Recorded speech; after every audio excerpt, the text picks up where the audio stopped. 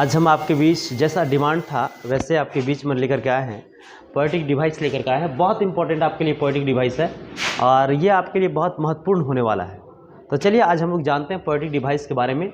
Simile क्या होता है, मेटाफर क्या होता है, आइडियम्स क्या होता है, लिटरेशन क्या होता है, पर्सोनिफिकेशन क्या होता है। क्लियर? तो चलिए देखते हैं और इसको हम लोग समझेंगे। Literary device definition and examples. तो चलिए भाई देखते हैं। आपका डिमांड था तो डिमांड को पूरा करना मेरा एक कर्तव्य है। ठीक है, देखिएगा, ध्यान समझिएगा। सिमिली क्या होता है? Compares two things using like और एज।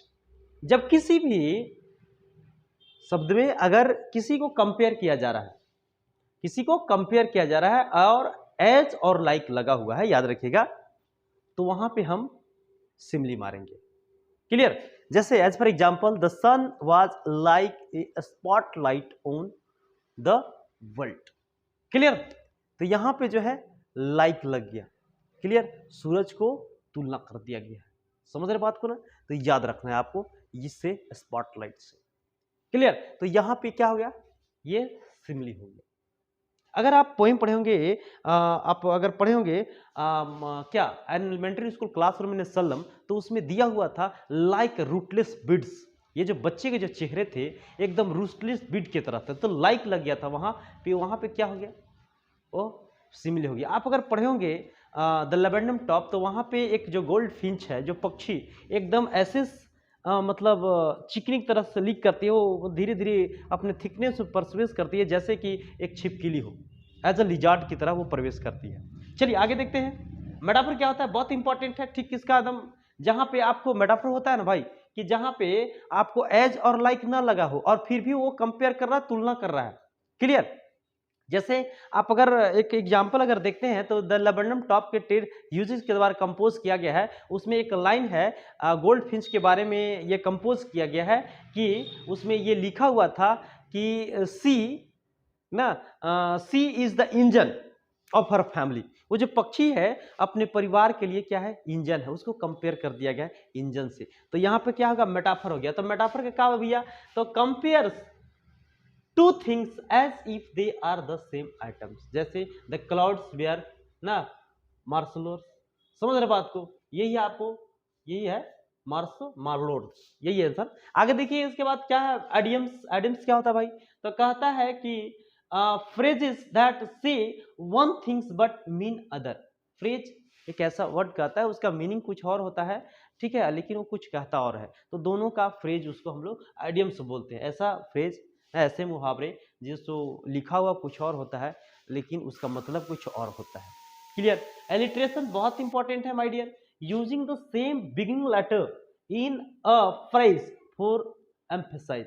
जैसे he made his special spicy salami sandwich. Clear? तो देखो यहाँ पे एस एस एस रिपीट हो रहा है माय डियर, और यहाँ भी एस। तो यहाँ पे आपको याद रखना, एलिट्रेशन वो शब्द होता है जो बिगिनिंग जो लेटर होता है कॉन्सोनेंट वो रिपीट होता है, तो वहां पे हम लोग एलिट्रेशन बोलते हैं। पर्सोनिफिकेशन क्या होता है भाई लोग? तो पर्सोनिफिकेशन देखिएगा, अगर आपको स्क्रीन पर दिख रहा होगा। और हाँ भाई, चैनल को अगर सब्सक्राइब नहीं किया होगा तो माय डियर कृपया चैनल को सब्सक्राइब कर दीजिए। इससे बहुत इंपॉर्टेंट आपके लिए चीज लाते हैं भैया। पर्सोनिफिकेशन क्या होता है? The writing about non animate object as if they were a person. ऐसा कोई भी ऑब्जेक्ट, कोई भी लिखा हुआ वस्तु जो आदमी की तरह इमिटेट करे, आदमी का बिहेवियर ला दे, इंसान का बिहेवियर ला दे, चाहे वो वस्तु हो, चाहे जानवर हो, चाहे कोई भी चीज हो, एक इंसान का बिहेवियर आ जाए, पर्सोनिफिकेशन होता है। शायद मेरी बातों को समझ रहे होंगे। क्लियर? याद रखिएगा। इसके बाद फ्रोस हॉडोइंग क्या होता है भैया? ठीक है, जो फॉर हिस क्या आपको इसको जो आप देख रहे होंगे यहाँ पे ना, फॉर रेस्ट हॉडिंग, ये क्या होता है? तो giving a hint that something is coming up in a story. जैसे little did I know I had be in for the adventure of my life.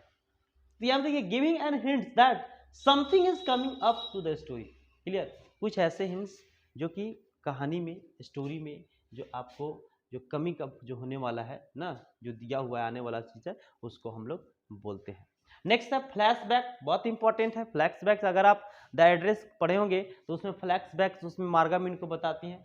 Telling a story of A previous experience inside a story in the present time. जैसे आप देखे होंगे जब world war 2 हो जाता है, world war 2 खत्म हो जाता है, जब वो वहाँ पे अपने माँ को दिए हुए एड्रेस पर 46 मार्कोनी स्ट्रीट पे जाती है, अगर आप कहानी पढ़े होंगे तो उसमें आपको ये बताया गया था क्लियर कि वो फिर वो जब वो स्टेशन जाने लगती है तो वहाँ पे वो फ्लैशबैक्स में आती है अपनी माँ के जो दिए हुए एड्रेस पर, और फिर कहती थी कि माँ तुम जैसे सारे वस्तुओं को तुम किसी को प्रोवाइड कर देती हो, तो वहाँ पे वो फ्लैशबैक में जाती है।